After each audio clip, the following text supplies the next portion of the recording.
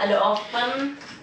Good morning, because it's 4 a.m.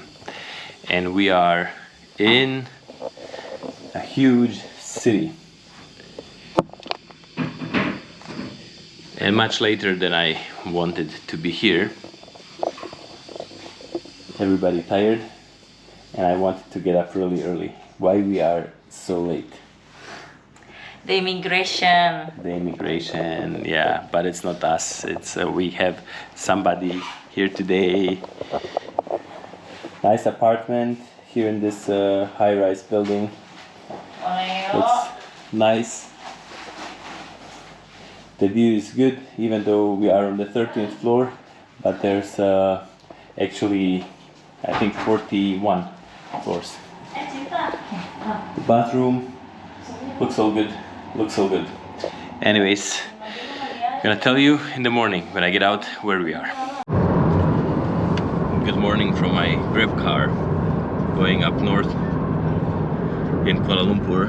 It's probably the easiest way of transportation when you need to get somewhere quickly in Kuala Lumpur, even though Kuala Lumpur has an extensive network of railways and subway, LRT, good bus connections. But it just will take me too long this morning, so I decided just to take a Grab and be out there quickly. So let's see how the suburbs here in Kuala Lumpur look like, even though the city is sprawling and huge. So many new buildings here since I have been here last time. We are starting the journey here through Kuala Lumpur at the northernmost point. And it's a very lively place here with some small market and cooking, people getting breakfast and selling stuff. And it kind of reminds me a lot like Jakarta, because it's very smelly around here.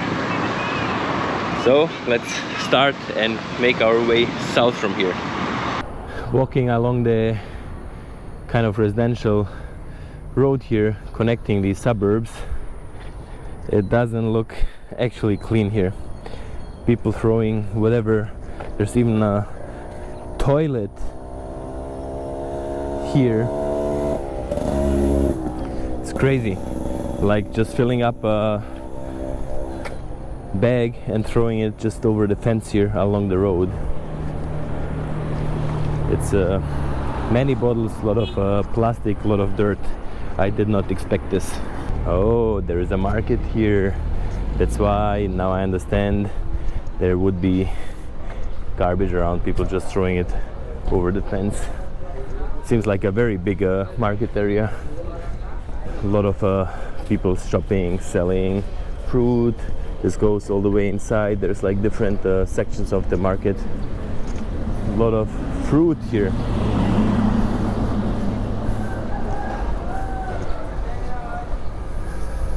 Like these ones here, I don't even know what they're called.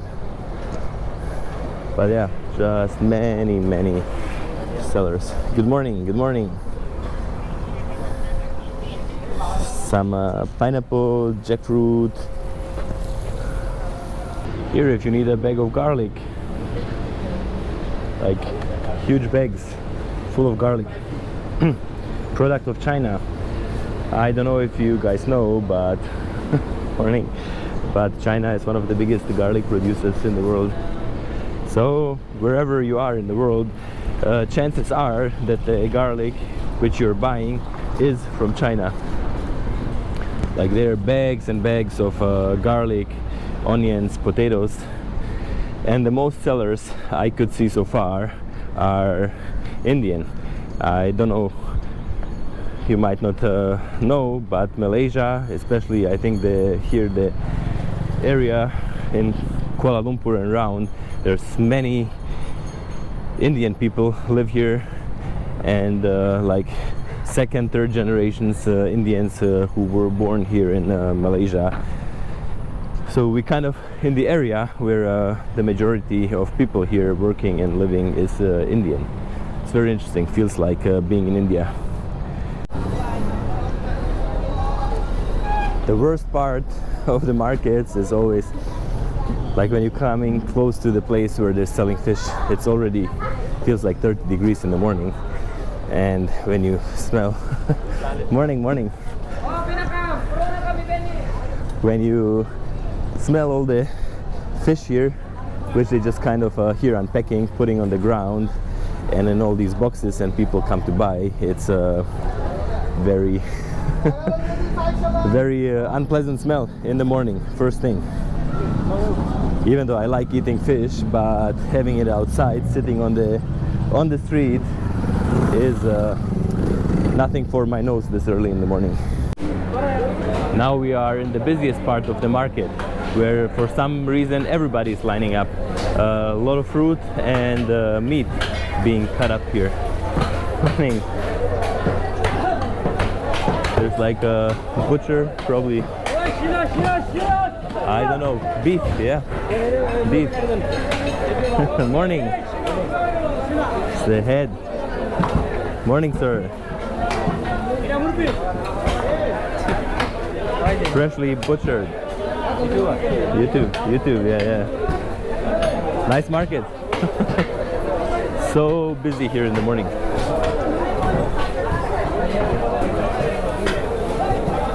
Some leaves, I don't even know what it's for.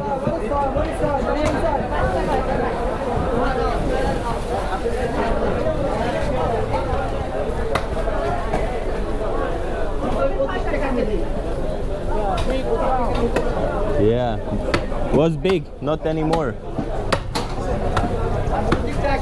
So this year people from India, Bangladesh, yeah, because I was wondering if they're butchering cows. So it's Bangladesh. Morning. I was right. Good, how are you? Fine, yeah. Just a little bit hot. Yeah. From Bosnia. Yeah, Bosnia. And you? Bangladeshi? Yeah. Nice to meet you. Thank you. Yeah, nice to meet you. So everybody from Bangladesh here? Yeah. Everybody Bangladesh, yeah. No, nice. Nice, everybody. Yeah. I make a YouTube video, yeah.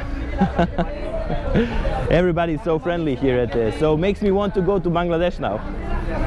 Would be a great thing. Next time, Bangladesh.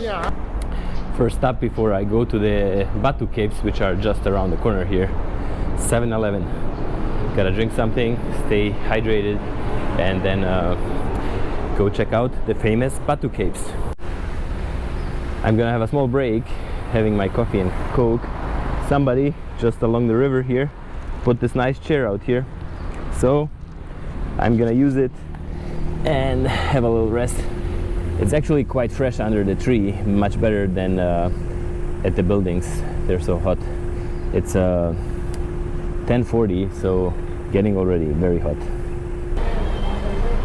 I want to show you some beautiful flowers here. So before you enter the Hindu temple here at Batu Caves, you get some flowers for all the ceremonies, and these guys are making them up here right on the spot, buying these nice flowers and putting. So colorful, beautiful. Thank you. Beautiful, very nice work. So I think after the Petronas Twin Towers, this is kind of the number 2 thing to see if you come to Kuala Lumpur. The Batu Caves. They're so beautiful here. These temples are so colorful. I think this is kind of like southern India, like Tamil Nadu or this part of India.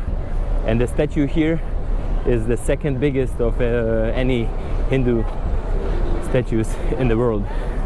And what I remember here, when I was 5 years ago when I was here, these stairs were even more colorful. Now the color faded a little bit, but still very impressive, very impressive.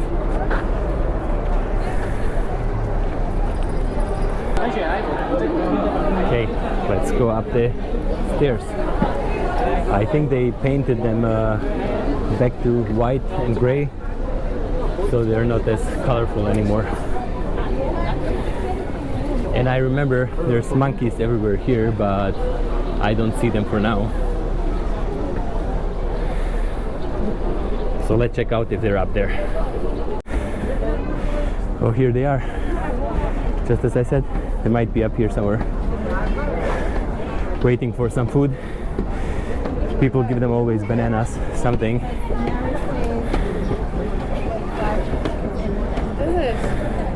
These ones are not even angry. I don't trust. Actually, I want to go home. Beautiful view down south to Kuala Lumpur. The nice thing about this place, when you come all the way up the stairs, you're entering a cave system and it cools down quite a bit. So you're out of the sun and it's cooler.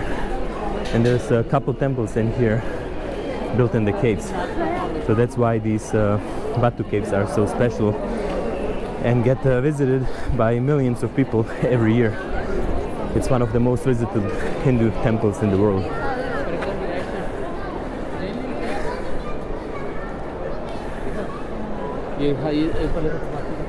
It's amazing, right? Look at this. Inside this huge cave, and then a temple inside. Up there at the last cave with another temple. And believe it or not, it's my 4th time here already at the Batu caves. It's so beautiful here. I've been to Kuala Lumpur probably 6-7 times, and every time this is something special. And I have been around here during some ceremonies too, when people lying on the ground here and rolling around with their hands together above their head and praying and rolling around this temple here.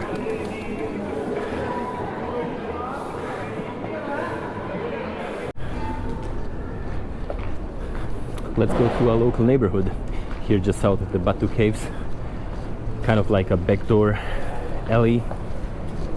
So let's just see what's going on here. A lot of kitchens. Hello, hello. A lot of kitchens which kind of go out there, so people would be sitting there and eating, and here just kind of like maybe for drop-off delivery of the stuff and getting the garbage back out here. Kind of interesting how things work.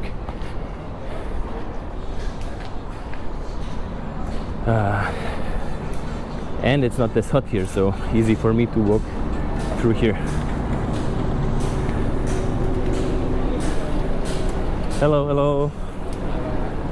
A restaurant with a lot of fish, selling fish. A lot of restaurants. Seems like everything here is a restaurant.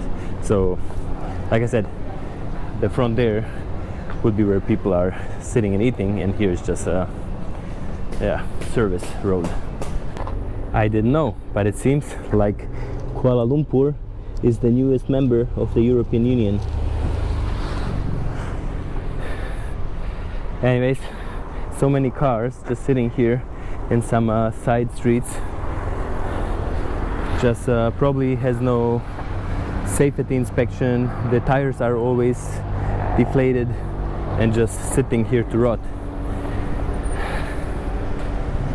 Kuala Lumpur is becoming crazy. Like, it's one of the fastest growing metropolitan areas in Southeast Asia. The city itself has around 2 million people, but the metropolitan area has already 9 million people. And when you see all the housing projects, what's going on here in Kuala Lumpur, then you understand this is kind of becoming like Hong Kong. So many high-rise buildings next to each other, and more construction, like you can see even here. Probably on this side there's gonna be more of them. It's just insane living in these high-rise buildings. I think many of them have 40 to 50 floors, and that's where people like to live in Asia, this kind of residential buildings instead of the old kampungs and small houses. So yeah, this is modern Kuala Lumpur. What a contrast here. Behind me and up there you have like some of the fanciest buildings, probably very desired to live here, with shopping malls and all kinds of possibilities to work and live. And just across the street it's like you jump 50 kilometers out of Kuala Lumpur into a kampung with chickens, ducks, jackfruit tree, coconut. It's all dirty and smelly up there. It's kind of crazy, yeah. Old tin roofs. That's pretty insane. Kind of going to downtown Kuala Lumpur, and this was not what I expected to see today actually. Walking by a Catholic church in Kuala Lumpur, Gereja Catholic Saint Joseph. People singing, being happy. It's believe it or not, it's Christmas time and I'm in Malaysia. So it's a day of festivities. It's these days many people would be at church and celebrating, preparing for Christmas. So gonna be busy days for the Catholics here in Kuala Lumpur, even though I don't think there's that many in Malaysia. This main road coming into Kuala Lumpur, into the city center from north, is very interesting.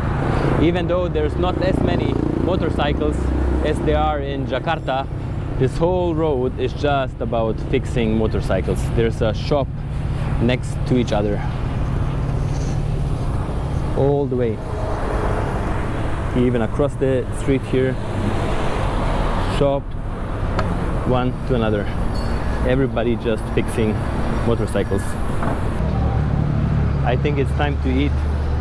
It's been a long day already. It's 2 p.m. and I have not eaten anything other than the one apple I got from the Bangladeshi guys. So let's go and see, check this out, and order something. Okay.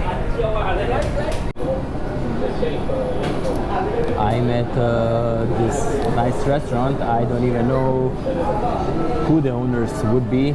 It's called Inshaf Bistro. I don't know if it's Pakistani or Bangladeshi. I'm not sure. It does look very clean though. It's really nice. That's why I walked inside. I was thinking about staying outside and eat some street food, but I don't know, I didn't find anything really nice. It was kind of the areas I was walking around kind of quite dirty. So let's go sure and stay in a nice place. So I ordered some tandoori chicken and drink, so we're gonna see. But this place, yeah, definitely a Muslim place, because they have prayers all the time and people talking something in Arabic, so I'm not sure. Don't think it's Malaysian, but anyways, looks so clean, so I'm pretty sure the food is gonna be good. My food is here, and the drink, which I don't even know what it really is. I don't know, some kind of tea, lemon drink. It's kind of a little bit bitter. I wanted es jeruk, which I get always in Indonesia, so I kind of thought it would be something like this, but it doesn't matter. And then the chicken tandoori with some naan bread and all these nice sauces. So let's try it out. I don't have Indian food that often, so here in Kuala Lumpur, this is definitely the place where you can eat a lot of Indian food. Okay, let's check it out. I don't know how you exactly eat the chicken. If you in India, if you eat with your hand, if you use cutlery, I have no idea. Let's use cutlery, but in Indonesia I will just eat with my hand.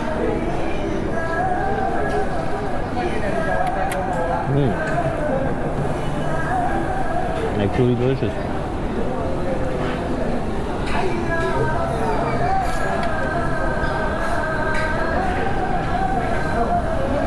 Very good. I don't even know if I ever had tandoori chicken. It's like this red color. Looks interesting, but it's yeah, very tasty.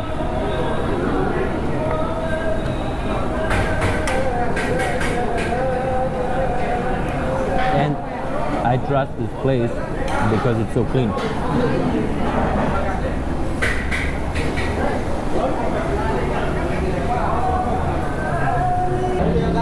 This was unbelievably good. It's just amazing. Look at this, all empty.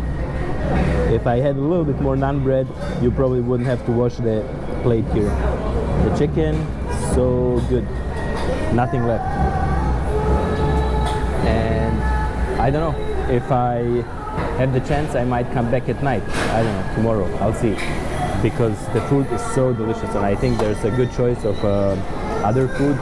I asked the guys where they're from, and they said, one of the waiters said he's from Bangladesh, but they have like Pakistani, Indian, Bangladeshi food, here Malaysian, Chinese, all kinds of food. And if you look at the price list, like all this food from like Indian and Malaysian food is quite cheap, with 3, 4, 5, 7 ringgits. The tandoori chicken was 10.80, so it's like €2.50. And then we have the Western food, which is quite expensive compared to the local food.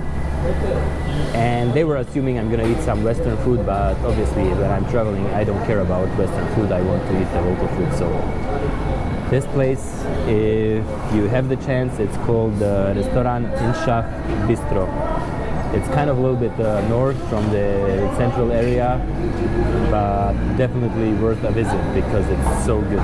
It's so good, and I don't think there's any tourists coming around here. It's just me walking by, but to take a Grab, or I don't know, maybe there's a subway station close by here, it's definitely a good place to go and eat here in Kuala Lumpur.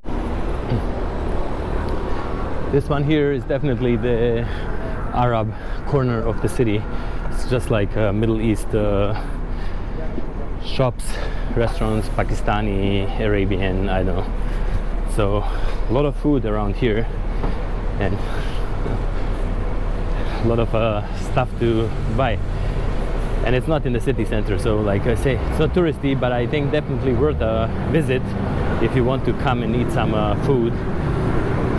I'm not sure what this place is even called, but yeah, it's definitely a nice place. I can just now I can see the Petronas Twin Towers from here, but it's still kind of whatever 5 kilometers to walk from here.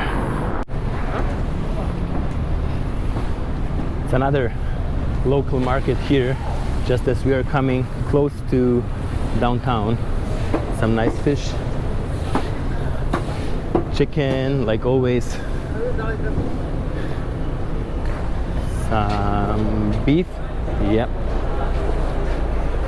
A big market. Oh, this one is definitely fish. You can smell again. Fish everywhere. That's the fish market of Kuala Lumpur. And then, kind of for the first time, we can see the Petronas Twin Towers here in the distance. Now I'm not far, but it seems like it's gonna rain again at some point, which I don't like, but let's see. Let's see.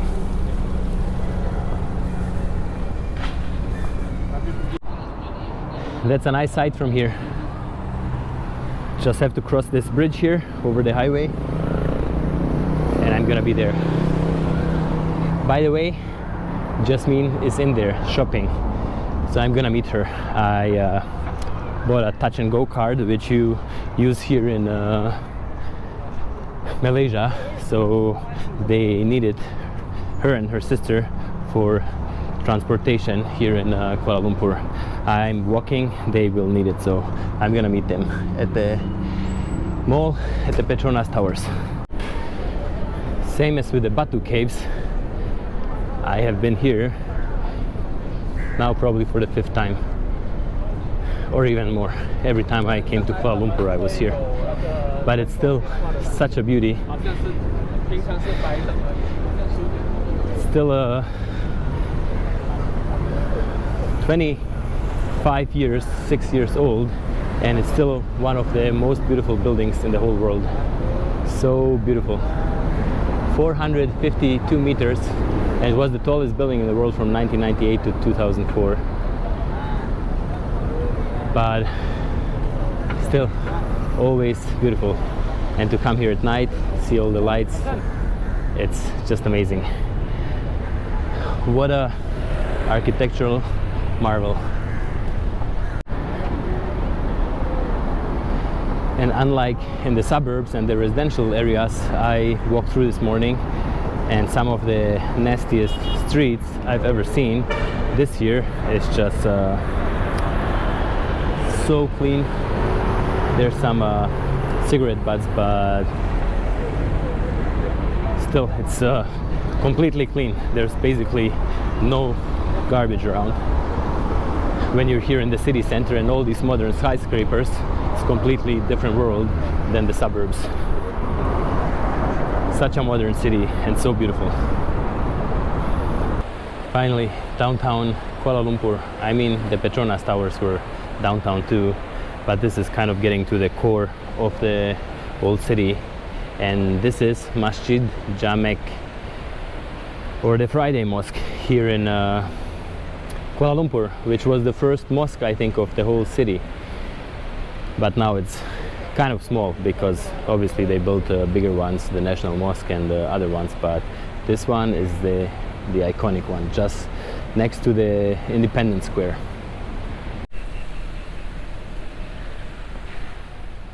Welcome to Merdeka Square, where the British ruled the Malay archipelago here, what was back in the day all of Malaysia, northern Borneo, including Sarawak, Sabah, Brunei and Singapore. This is the Sultan Abdul Rahman building, that's how it's called today. I don't know how the British called it. And the Independence Square just over here with the tallest flag of Malaysia in the city. I would assume it's quite tall. I'm not pretty sure, but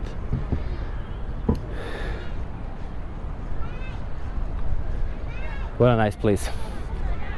You have this colonial architecture around here, and then the Merdeka 118, the highest building here in the city and the second tallest skyscraper in the world after Burj Khalifa in Dubai.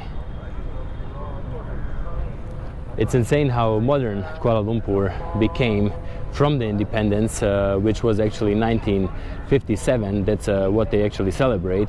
But this was the union of the countries Singapore, Malaysia, Sabah, Sarawak and Brunei. But then actually 1963 was the year when Malaysia in its modern form as it is today exists. So some say it's 1957, some say it's 1963, but anyways, it's a modern country nowadays, not the country it used to be before. Well, it is raining now. I wanted to continue until 8 and still see a little bit of the city, but now it's raining. Reminds me a little bit of Bandung, but I knew it's gonna be a difficult day because I got up late because we were in bed at almost 5 in the morning. So I got up at 8, and I always like to get up at 5 and get out as early as possible. Then you have a long day to walk, discover, and but we're gonna finish the rest tomorrow, but I'll still wait it out and continue a little bit through downtown here and the main kind of shopping street. So we're gonna see what the weather is doing. For now, just gonna wait it out a little bit. Another beautiful Hindu temple here in the city center of Kuala Lumpur, Sri Mahamariamman Temple. I was here as well inside 5 years ago, I think, but now it looks a little bit more modern. Seems like they invested some money with all this marble, and looks nice, yeah. Okay, let's go to Petaling Street, check out what's going on there. I think it's much busier at night when people are going to eat, but just as I'm passing through the city now, let's check it out. And the Merdeka 118 somehow just doesn't fit into this neighborhood here, like this old whatever 50s 60s kind of Chinatown architecture. Everything old and small, just like this, and then you have this huge building. No other skyscraper around, just this one by itself.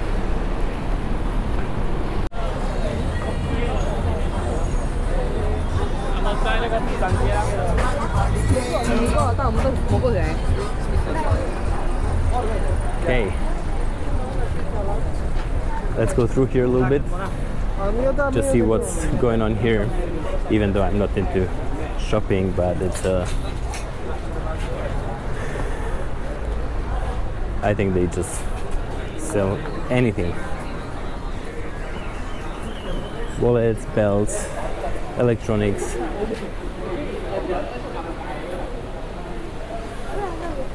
Yeah, I think I was here a long time ago, 12 years ago. I thought it's for eating, but actually it's just another market.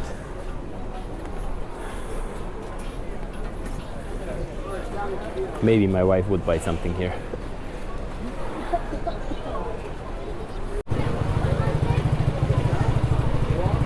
This one going right of Petaling Street.